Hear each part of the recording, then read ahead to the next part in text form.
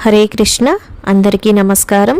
ఈరోజు వీడియోలో శ్రీమద్ భగవద్గీత 6వ అధ్యాయమైనటువంటి ధ్యానయోగము లేదా ఆత్మ సంయమ యోగం నుండి 24, 25, 26 శ్లోకాలను నేర్చుకుందాం. 24వ శ్లోకం. సంకల్ప ప్రభవాన్ కామాన్ త్యక్త్వా సర్వాన్ శేషతః మనసైవేంద్రియగ్రామం వినియమ్య సమంతతః. మరొకసారి. సంకల్ప ప్రభవాన్ కామాన్ త్యక్త్వా సర్వాన్ శేషతః మనసైవేంద్రియగ్రామం వినియమ్య సమంతతః. భావము.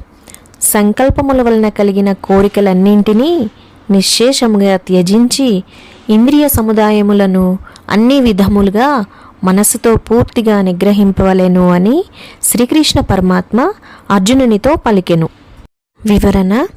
మన మనస్సులలో కలిగే సంకల్పముల వలన పుట్టే కోరికలను అన్నింటినీ పూర్తిగా ఏమాత్రం మిగలకుండా విడిచిపెట్టి ఆ మనసు చేతనే ఇంద్రియములను బాహ్య ప్రపంచంలో నుండి వెనక్కి మరల్చి తన ఆధీనంలో ఉంచుకొని బుద్ధిని ధైర్యంతో బలోపేతం చేసి మెల్లమెల్లగా శాంతిని పొందాలి. మనసులో ఆత్మను తప్ప మరొక విషయమును తలంచకూడదు. అలా చేస్తేనే మనస్సు ఆత్మను దర్శించగలుగుతుంది. 25వ శ్లోకం.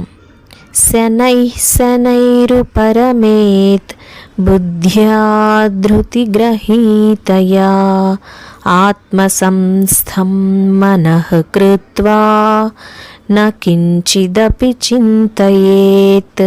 మరొకసారి. శనైః శనైరుపరమేత్ బుద్ధ్యా ధృతిగ్రహీతయా ఆత్మసంస్థం మనః కృత్వా న కించిదపి చింతయేత్. భావం. క్రమక్రమంగా సాధన చేయుచు ఉపరతిని పొందవలెను.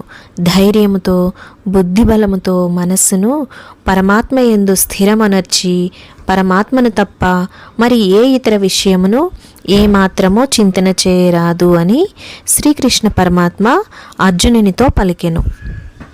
వివరణ.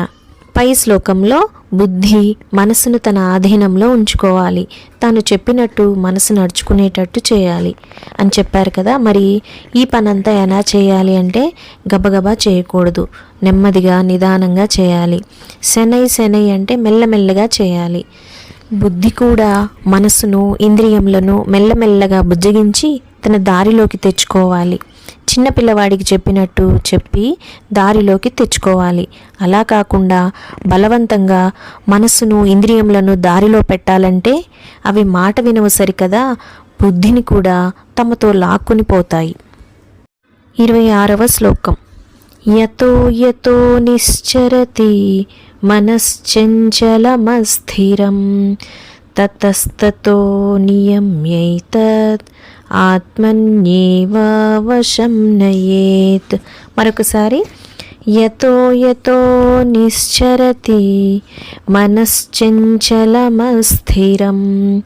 తతస్తతో నియమ్యైతత్ ఆత్మన్యేవ వశం నయేత్. భావం. సహజంగా నిలకడలేని చంచలమైన మనస్సు ప్రాపంచిక విషయముల యందు విశృంఖలముగా పరిభ్రమించుచుండును. అట్టి మనస్సును ఆయా విషయముల నుండి పదే పదే మరల్చి దానిని పరమాత్మ యందే స్థిరంగా నిలపవలెను అని శ్రీకృష్ణ పరమాత్మ అర్జునునితో పలికెను. వివరణ. అజ్ఞాని అయినవాడు ఆ మనసు ఎటుపోతే దాని వెంట పరిగెడుతుంటాడు. మనసు ఎలా చెబితే అలా ఆడుతుంటాడు. తనలోని విచక్షణ బుద్ధిని ఉపయోగించాడు. దీనికి ఒకటే మార్గం, అనవసర విషయాల మీదకి మనసును లగ్నం చేయకపోవడం. అప్పుడు కొన్ని విషయాల మీదనే మనసు లగ్నం అవుతుంది. వాటి నుండి మనసును మళ్లించడం తేలిక. రెండవ మార్గం ఏమిటంటే బయట ప్రపంచంలోని వస్తువుల సంగమంతో దొరికే సుఖం తాత్కాలికము అనే భావన కలగాలి. అప్పుడు తాత్కాలికంగా వైరాగ్యం కలిగే అవకాశం ఉంది. అప్పుడు మనసు తేలిగ్గా మరల్చవచ్చు. వివేకవంతుడు మనస్సును ఆత్మయందు లగ్నం చేసి అమితమైన ఆనందాన్ని, శాంతిని పొందవచ్చు. ఈ వీడియో నచ్చిన వారు తప్పకుండా సబ్స్క్రైబ్ చేయండి, లైక్ చేయండి, షేర్ చేయండి, కామెంట్ చేయండి. ధన్యవాదాలు.